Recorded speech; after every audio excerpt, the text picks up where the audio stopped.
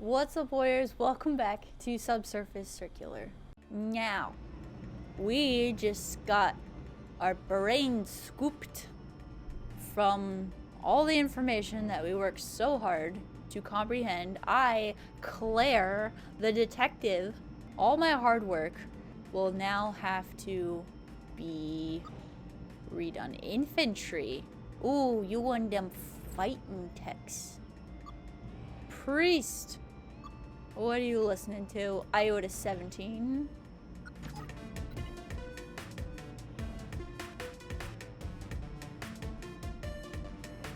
All of this is gone now. If I guess the track, will you talk to me? Is it the incomparable sign? Is it little rainbow? Fred Flo? Good old Fred. Eh? Okay. They're not in a talking mood. That's fine. Let's talk to the infantry. Halt! Who goes there? Do I not even know who I am? As of right now, I'm not sure. What is your profession, tech? I used to be a detective. So I knew that. I have memory of that. That's not what I am. I used to be. A shame. I hoped you were a priest. I am in need of spiritual support. There's a priest right over here. Why? I've great secrets and matching guilt. I must speak to a tech who can solve my heavy heart. You're not in charge of any disappearances, are ya? When did they start making infantry techs worry about guilt? Or any techs, for that reason, I guess. Why the heck would you make a soldier that was incapable of guilt? Well, there lies the path to monsters. Dictators, fools, when you're pointing a gun in the face of another tech, you had better know the consequences. Why not just switch them off? A deactivated tech can reactivate. A bullet in the central processing unit is the only way to ensure permanent shutdown. I'm sorry my work is unsettling. I must confess I have sinned. So you killed another tech? You, what would you even call it? You took out another tech. You can confess to me if you like. I'm not a priest, but I can only confess to a priest. Okay, I can't lie. How hard could it be to confess? Or to be a priest? Hold on. Wait there 1 second. Gets funnier every time I hear it. Okay, hey priest! I got some work for ya. Hello there. A preacher and a soldier, really? Hi, howdy. Howdy there. Howdy? I'm not sure anyone has said howdy to me in some time. I like it. How's the world treating you? My investigation. You've been reset? How did you know? I care for resets in my parish. Not all get assigned fabrication. There are forgotten souls. I haven't been reassigned yet. Yes, which implies those above have further plans for you. Those above as in management? I meant the architects. I am, after all, a priest. Is this the same management that I worked for as a detective? Do work for as a detective? Yes, right. The architects. No need to apologize. You seem troubled beyond just reassignment, though. You were interrupted mid-task, am I right? Unfinished business? Yes. I was trying to solve a mystery. Ah, you are a detective. Tell me what happened. Oh, I was taken off a case. And reassigned. case was caused by an error, but it doesn't feel right. Why not? I met a fabrication tech who'd lost a friend. It doesn't fit, and that little thread unravels the whole thing. And with your credentials reset, you can't pull that thread. Yeah. Yeah, I understand. Now why don't you tell me what you'd like to talk about? Confession. Do you do confessions? Do you? If that's what you need from me, of course, but I want to tell you a story first, and I want you to listen. Okay, I'll check you are listening with some questions, okay? I'm not trying to be quizzed here. It's not even for me. It's this one over here. Okay. I feel like you're gonna tell me anyways. Good, then let me tell you a story. There were once 4 techs. Their names were Z, Mu, Zeta, and Eta. Is that how you say it? G. Oh gosh, I'm gonna mess that up. They all needed repairs. The shortest tech, Mu, did not have enough credits to pay. Neither did the tallest purple tech, nor the red tech, who was only slightly taller than Mu. Zeta had just spent their last credits on a beautiful yellow repaint. The blue tech, who was a shopkeeper, had the economic smarts to suggest a solution. Ada, you're taller than the soldier and the carpenter. Grab that bucket from the top shelf. The soldier protested. I am far from the shortest here. I can forgive one of you, but I despise red and purple. The soldier stormed out of the room. The shopkeeper smiled and asked the remaining techs to put credits in the bucket. With those combined funds, the remaining 3 techs could afford light repairs. Were you listening? Which was G's job. I was listening, but I wasn't hearing anything. I was listening, but I was not paying attention. Let me reread this. G's job. Okay. 4 techs. They all needed repairs. Mew was the shortest and was broke. The tallest was purple. The blue tech, who was a shopkeeper. Ada said, Blue tech, you're taller than the soldier and the carpenter. Carpenter, grab that bucket from the top shelf. So Ada is taller than... So Ada's the purple one? The soldier protested, I am far from the shortest here. I can forgive one of you, but I despise red and purple. So the soldier is not the shortest one. Were you listening? G's job. What? I'm still confused. Shopkeeper. I don't know. And what was the name of the second smallest? Okay, so the second smallest one, I think, was Mew. And finally, what color was the farmer? What color was the farmer? Okay, so look. The soldier, Eda is taller than the soldier and the carpenter. I think Eda is the purple one. I'm gonna guess purple. I'm not sure listening closely. Okay, ask me again. No, don't tell me the whole story again. The shortest tech is Mew. The tallest one is Ada, I think. The red tech... Oh, wait. Zeta spent their last credits. The blue tech was a shopkeeper.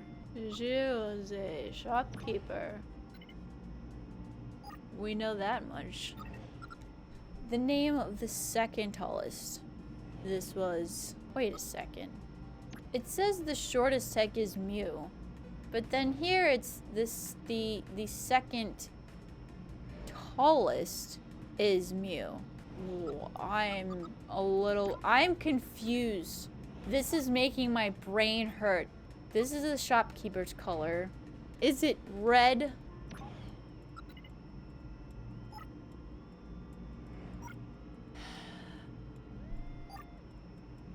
Priest, I just needed you to talk to the infantry tech.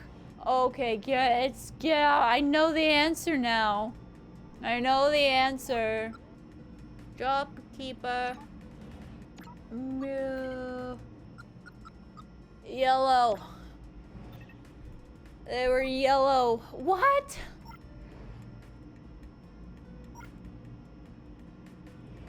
What color was the farmer? Blue. There were once 4 techs. Their names were She, Mu, Zeta, and Eta. They all needed repairs. The shortest tech, Mu, did not have enough credits. Neither did the tallest purple tech, nor the red tech, who was only slightly taller than Mu. Mu, red, purple. Zeta had just spent their last credits on a beautiful yellow repaint. The blue tech, who was a shopkeeper, had the economic smarts to a solution. Ada, you're taller than the soldier, and the carpenter grabbed the bucket from the top shelf. The soldier protested, I'm far from the shortest here.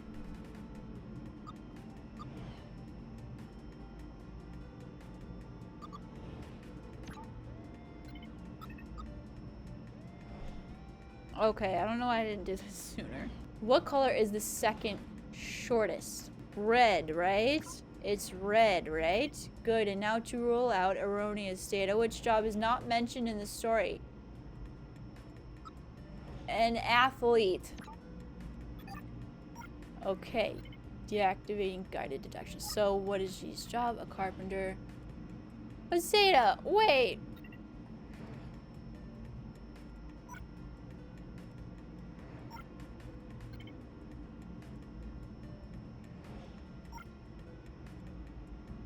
How does it work? Easy, I say the words. You respond honestly. You then confess, and I help you through that. Ready? I'll be back. Because it's not for me. None of this is for me. This whole story. Sir, I can only confess to a priest. How hard could it be? Oh, I see. I see. Come back when you know them, eh? You know the words?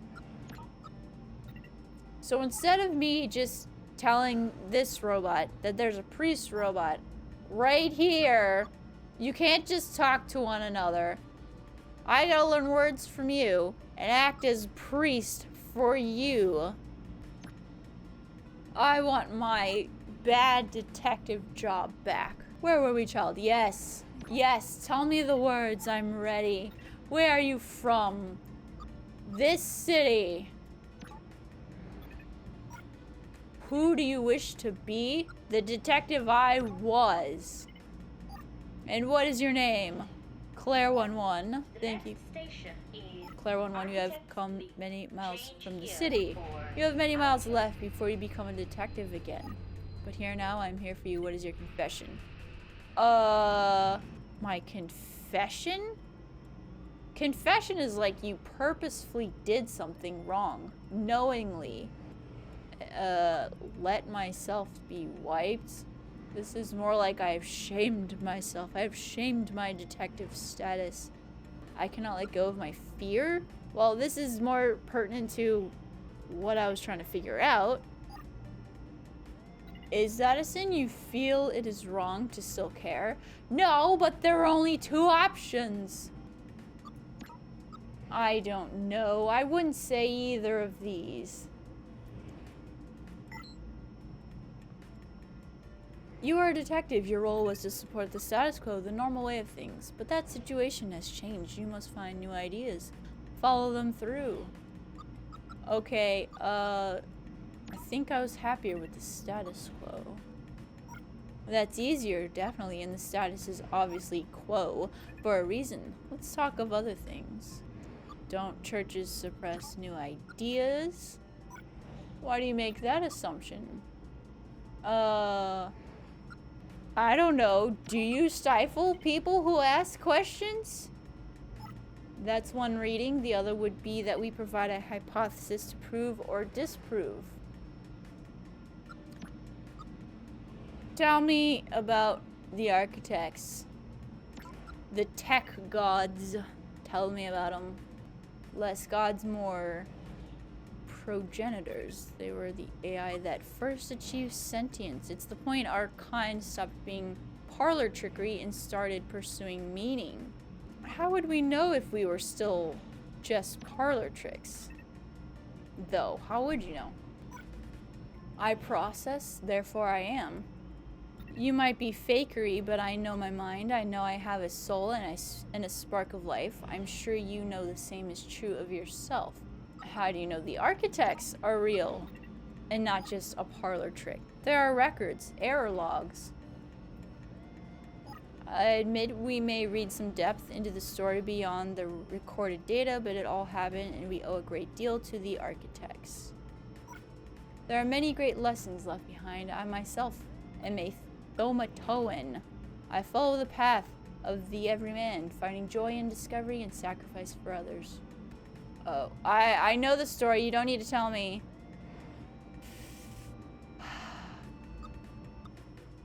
Recite the story. Thomas was alone. A weird, forced thought to have. Thomas decided to start listing his observations for posterity. The whole alone thing. Portals. They led somewhere. He had yet to work out where. Falling. Thomas was absolutely fantastic at falling. He was almost as good at falling as he was at observing. Okay, interesting. Thomas couldn't fall past this block. Think, dang it, think. What if there was some kind of inverted fall? Some way to jump. It worked. Thomas had solved the great inverted fall mystery.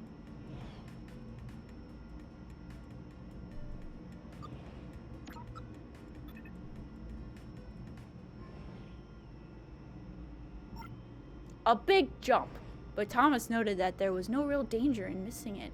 The world didn't want him to fail here. It was pushing him, but gently.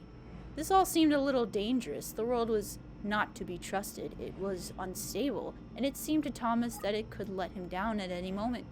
He was starting to suspect it might even be doing so on purpose. Nah, paranoia.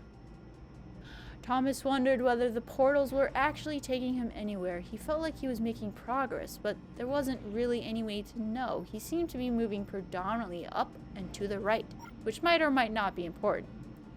It might have been paranoia again, but Thomas could have sworn the world was becoming more complicated. It always seemed to be one step ahead of his skills. It had been designed just for him. He wondered why. Was the world testing him?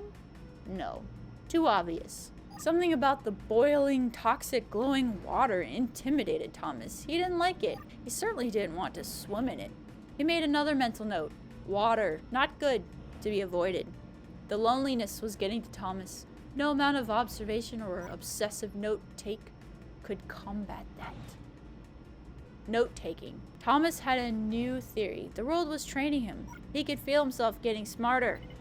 There was a mental list to consider. Over the minutes and seconds since his spontaneous generation, he had become a pretty skilled jumper. He was evolving. He just wished he had someone to share it with. Please, continue. Christopher took an immediate and deep dislike to the skinny red rectangle. Who the heck did this Thomas think he was? Chris had been doing fine. He wasn't the highest jumper, but he'd held his own. He'd even been graceful at times. Well, not actually graceful, not technically graceful, probably the wrong word, but you know, fine. And then there's that skinny little runt, laboring about like he owned the place. Okay, this was more like it, a glowy white thing, only Chris could get to it, which of course made it all the more enticing. What would it do? What new opportunity might this switch open up to him? Great, great. Another chance for Thomas to jump slightly higher than Chris. How fortunate. Seriously.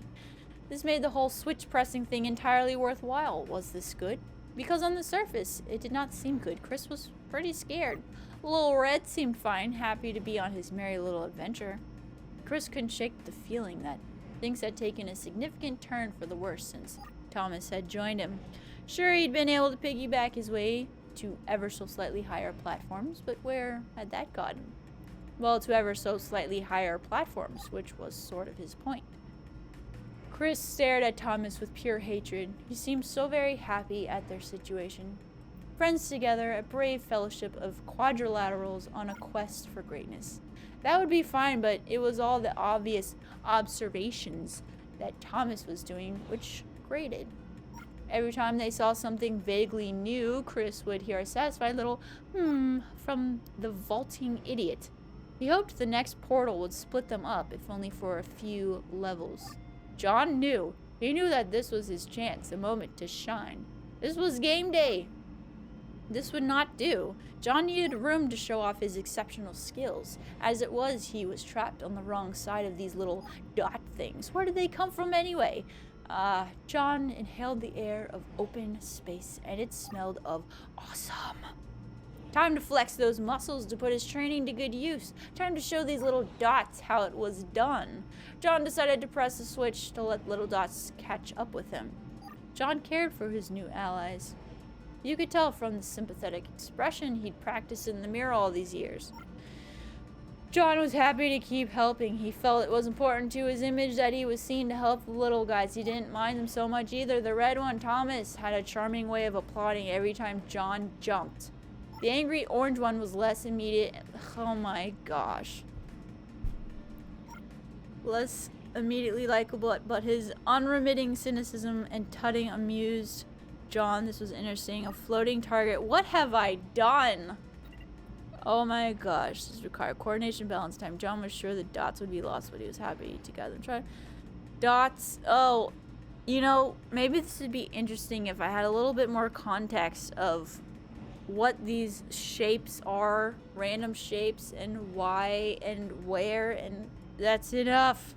It's enough. Make it stop. That's enough. Tell me about the status quo. True enough, solid foundations are important in the world. The architects sacrificed themselves for us all. I see no harm in celebrating that past, whatever happens. Okay, I'll be back. I don't want to be back. I might be back, but I don't wanna. Okay.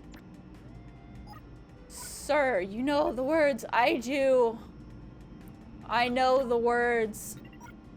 I know the words. Where are you from? Where are you from? I was constructed in Paris, relocated here to oversee the city's peacekeepers. Who do you wish to be?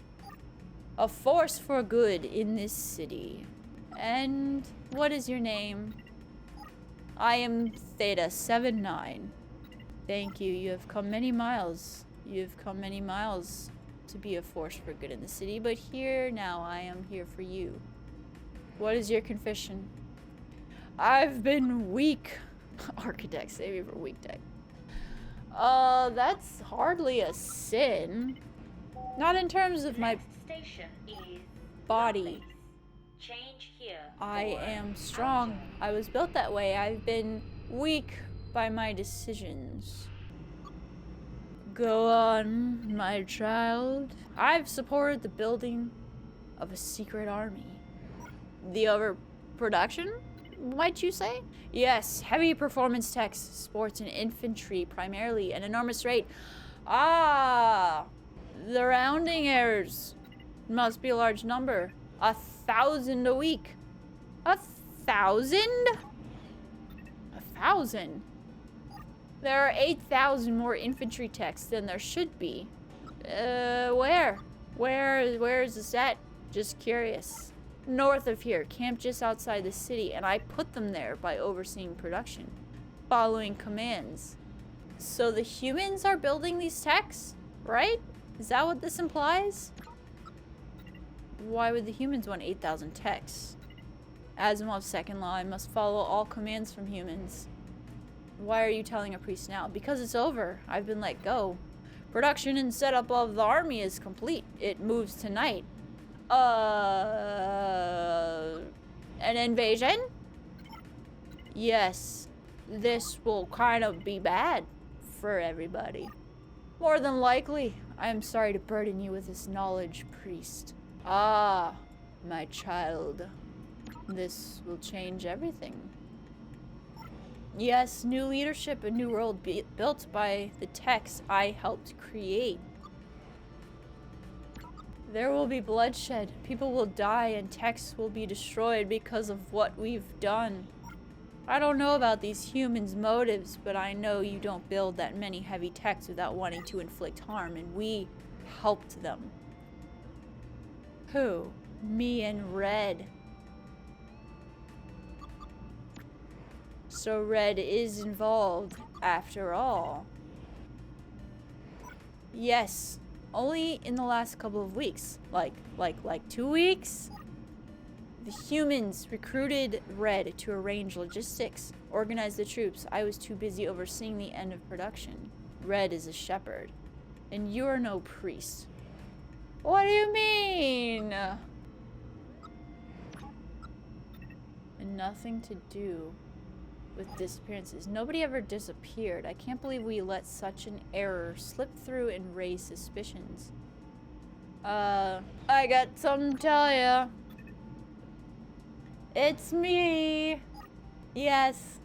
Red has spoken about you. He knows me. Told us you were not to be harmed, just observed. So I can't do anything to stop you or your investigation. I can just get off this train and let what's set to happen, happen. And if I tell everyone what you're doing, I'm sure Red would like to discuss that with you. This is Red. Stop coming up. Are you ready to meet them? Bring this night to a conclusion? Oh, I have more questions. But yes? Good. Say hello from me. Huh. The next station is Bletchley Park. Change here for outer and cross. Branching narratives. Are you Red? You're not. You don't look red. Ooh. Okay. I don't think you're Red. Oh, you are Red! Fabricator Alpha 7. I won't talk to you just yet. Not just yet. I wonder if you keep listening to that priest tell the story. I bet there's some meaning behind that, or maybe there's a secret or something. I don't know. But I could not keep listening. I could not go on. My brain was starting to turn to goo. Thanks so much for watching. I hope you're enjoying this. Maybe it's making more sense to you than it is to me, but anyways, thanks for being here, and I'll see you in the next episode.